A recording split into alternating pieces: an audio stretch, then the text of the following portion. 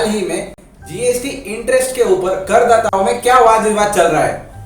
अर्जुना, क्या वाद विवाद हो रहा है जीएसटी में इंटरेस्ट के ऊपर, ये करदाता को जानना बहुत जरूरी है। बहुत बड़ा बवाल हो रहा है, वो हो रहा है सेक्शन 50 को लेकर।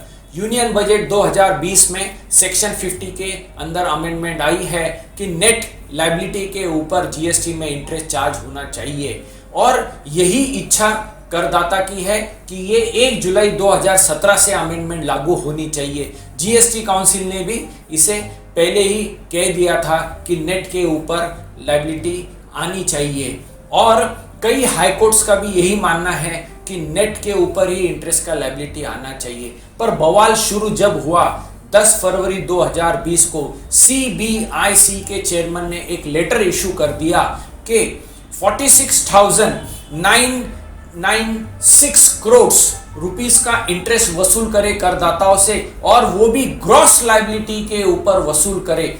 और इसके वजह से अब सब तरफ अफरा तफरी है कि मुझे कितना इंटरेस्ट लगेगा, मेरा क्या होगा, और करदाताओं को इसके ऊपर जागरूक रहकर आवाज उठाना बहुत जरूरी है।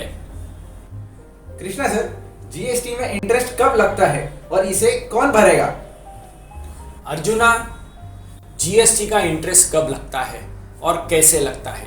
जीएसटी के अंदर इंटरेस्ट 2 हिसाब से लगता है। एक, अगर लायबिलिटी आ रही है और उसे हम लेट भर रहे हैं, ड्यू डेट के बाद में भर रहे हैं, तो इंटरेस्ट लगेगा, यानी लेट पेमेंट ऑफ टैक्स के ऊपर। और दूसरा है एक्सेस, अगर क्रेडिट ले लिया हो आईटीसी का, उसको यूटिलाइज कर लिया हो, तो उसके ऊपर भी इंटरेस्ट लग सकता है। तो 2 प्रकार के इंटरेस्ट लगने के अपने ट्रांजैक्शंस आते हैं जीएसटी के अंदर, और इसे कैसे कैलकुलेट करना है उसके लिए भी सेक्शन 50 के हिसाब से हमको देखना पड़ेगा।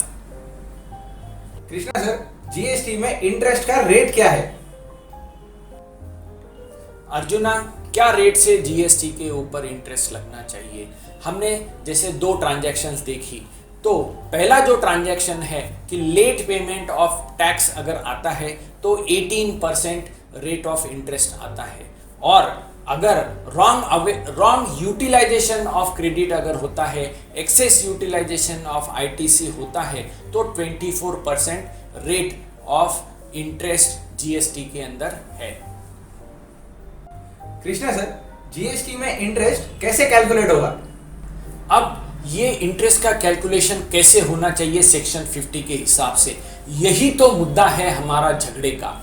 1 जुलाई 2017 से लेकर जब तक ये सेक्शन 50 में रिसेंट अमेंडमेंट पारित नहीं हो जाती, तब तक डिपार्टमेंट का कहना है कि ग्रॉस लायबिलिटी पे इंटरेस्ट लगना चाहिए, और टैक्स पेयर और हाईकोर्ट्स का कहना है, जैसे हाल ही में मद्रास हाईकोर्ट ने रिफ्लेक्स इंडस्ट्री के अंदर एक जजमेंट दिया है कि इंटरेस्ट जो है ये कैश बेसिस पे ही लगना चाहिए। इसका उदाहरण हम देखते हैं। तो पहला उदाहरण, मैंने जुलाई 2019 या जून 2019 का रिटर्न दिसंबर 2019 में भरा, तो मैंने रिटर्न लेट भरा है। उसके अंदर मेरी आउटपुट लायबिलिटी 1 लाख रुपए थी, और आईटीसी जो है 75,000 रुपए है, तो नेट लायबिलिटी आ रही है 25,000। तो 25,000 के ऊपर 18% इंटरेस्ट आना चाहिए, ऐसा हमारा और हाईकोर्ट्स का कहना है।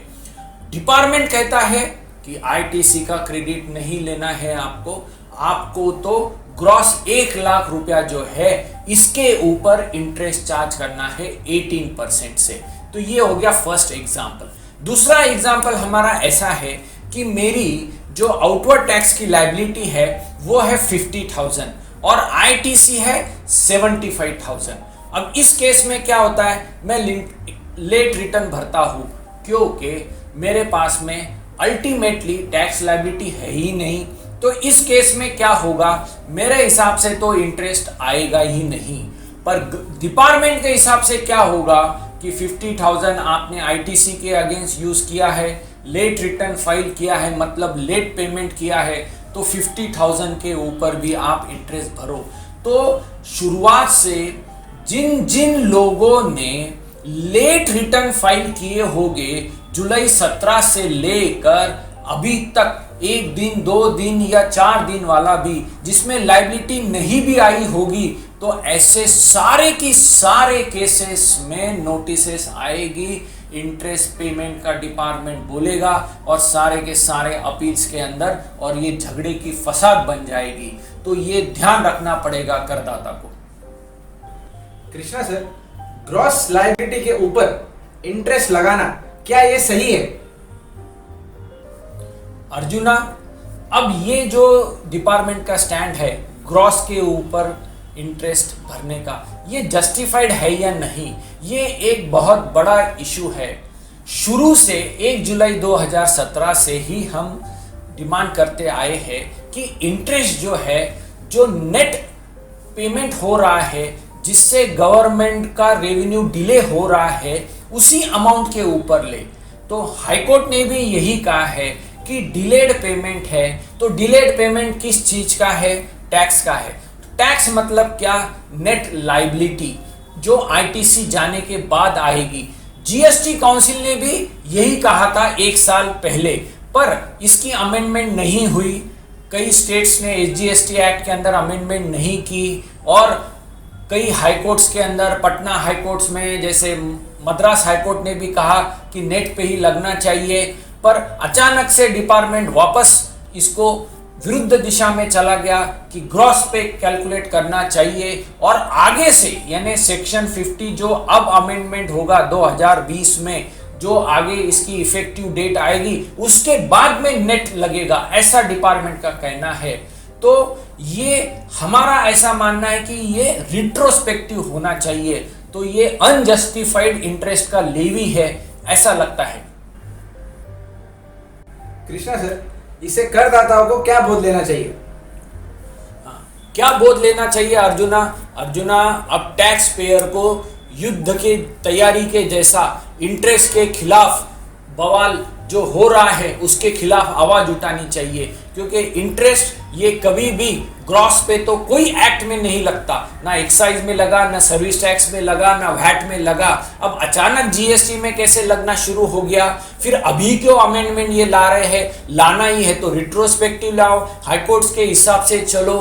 तो कई टैक्स पेयर ने, कई टैक्स एसोसिएशंस और ट्रेड एसोसिएशन ने इसके खिलाफ आवाज उठानी चाहिए। आपकी भी प्रतिक्रिया हमको भेजे, कमेंट्स भेजे, तो हम भी ये आगे रिप्रेजेंट करेंगे। तो देखते रहिए कर नीति का यूट्यूब चैनल। Thank you.